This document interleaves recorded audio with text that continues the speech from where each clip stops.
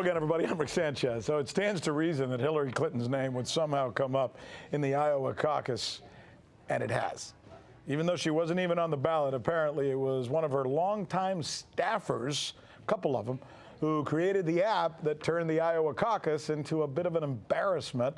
And as usual, with anything that has Ms. Clinton's name on it, Bernie Sanders ends up getting hurt in all of this.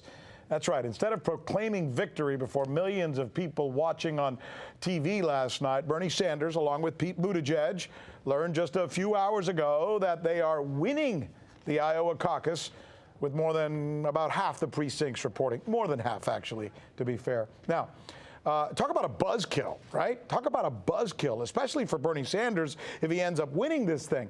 I mean, this is a guy, by the way, who is disliked by the establishment of both political parties and who corporate journalists openly deride.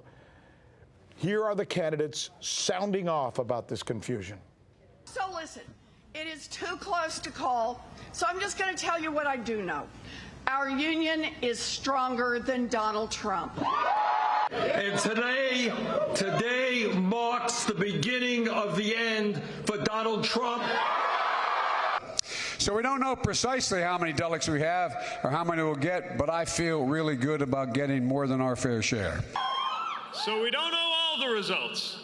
With hope in our hearts and fire in our bellies, we're going on to New Hampshire, on to the nomination, and on to chart a new course for this country that we love.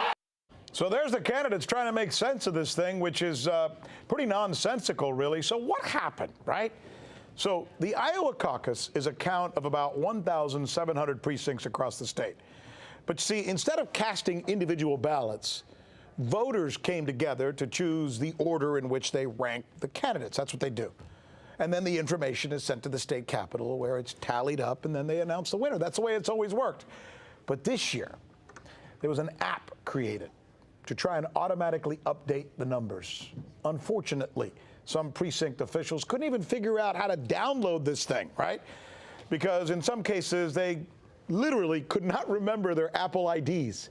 So they couldn't download because they had to put in their Apple ID. And when they finally did download it, the app didn't work. At that point, it was decided that precinct officials would call in their results by phone, but that caused the lines to get jammed. Can you imagine like 1,700 people all calling one place to share information involving hundreds and hundreds of numbers? Oh, and they had to do it, what, one by one? You get the picture, right? But wait, there's more. It turns out that not only were Hillary Clinton's election team members responsible for the design of the app, but that one of the presidential candidates in the election invested money in this company. Pete Buttigieg and his campaign contributed money to the tech firm who designed the app, the same Pete Buttigieg who is now leading in the state that used the app that he invested in. The race to choose a Democratic candidate is on, and it ain't pretty.